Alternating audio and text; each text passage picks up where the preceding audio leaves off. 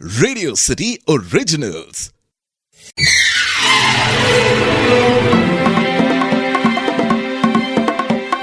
बॉलीवुड के iconic villains में हम बात कर रहे हैं प्राण साहब की। पिछले एपिसोड में हमने प्राण साहब के बारे में बहुत कुछ जाना था और इस एपिसोड में भी हम प्राण साहब के निभाए हुए आइकॉनिक रोल्स के बारे में और कुछ जानेंगे। प्रेम नाम है मेरा, प्रेम चोपड़ा। सारा शहर मुझे लॉयन के नाम से जानता है। नहीं समझे? समझ जाओगे। Crime Master Gogo. Hands up. जो कर गया समझो मर गया। हर गलती की सजा मौत है। मुझे बहुत खुश हुआ। 1956 में आई फिल्म हलाकू में प्राण साहब एज अ लीड एक्टर नजर आए। ये एक नेगेटिव रोल था। प्राण साहब को अपने हलाकू का रोल ज्यादा अच्छा लगता था।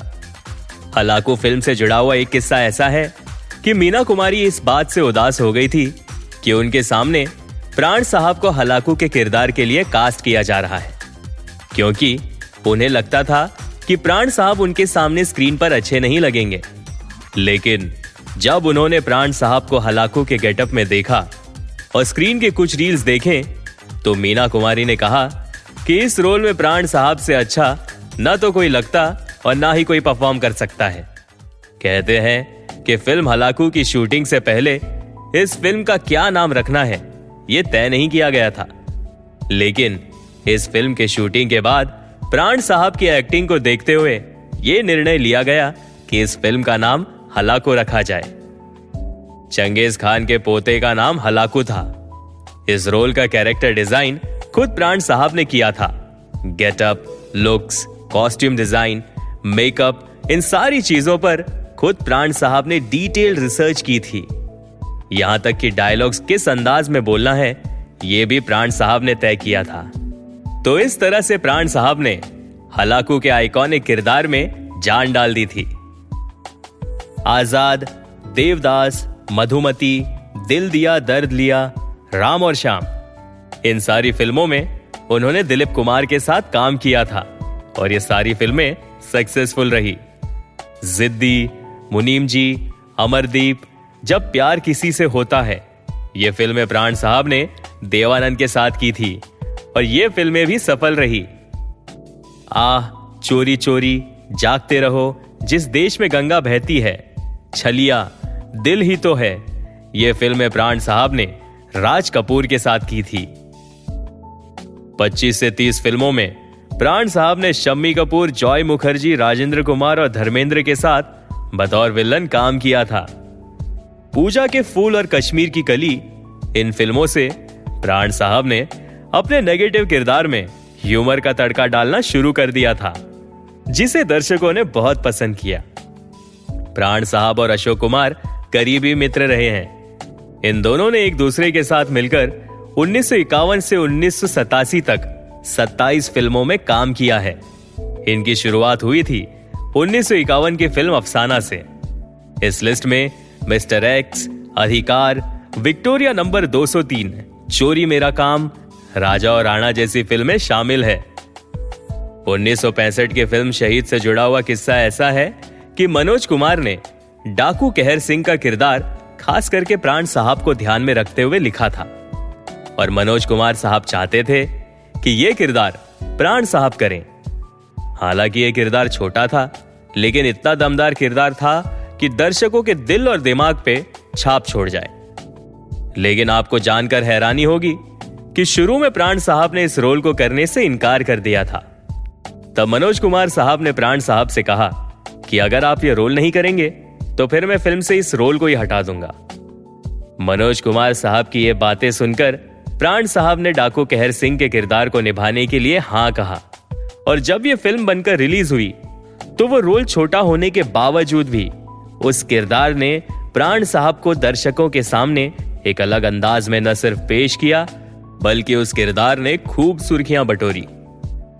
प्राण साहब ने मनोज कुमार के साथ 1976 की फिल्म उपकार में मलंग चाचा का किरदार निभाया था। इस आइकॉनिक किरदार में प्राण साहब ने अपनी प्रतिभा का एक अलग रूप दर्शकों के सामने पेश किया था। और जिसे दर्शकों ने खूब सराहा। एक वर्सेटाइल एक्टर की यही पहचान होती है, वो कोई भी किरदार को जब परफॉर्म करता है तो वो किसी भी किरदार में जान डालने में कामयाब हो जाता है। उपकार फिल्म में भी प्राण साहब ने मलंग चाचा के किरदार को निभाते हुए कुछ ऐसा ही किया था। इस फिल्म में उन्होंने सहानुभूतिपूर्ण भूमिका निभाई थी और इस फिल्म के लिए प्राण साहब को उनके पहले फिल्म फेयर अवार्ड से सम्मानित किया गया था। प्राण साहब पर तो वैसे कई गाने फिल्माए गए हैं, जितने गाने उतने किस्से। इस फिल्म में प्राण साहब पर एक गाना पिक्चराइज किया गया था, कस्मे वादे प्यार वफा।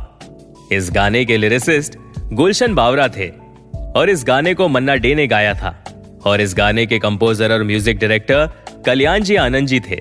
कल्याण जी आनंद जी नहीं चाहते थे कि इस गाने को प्राण साहब पर पिक्चराइज किया जाए, लेकिन जब कल्याण जी आनंद जी ने प्राण साहब पर उस पिक्चराइज गाने को देखा तो वो बस उस सीन को देखते ही रह गए।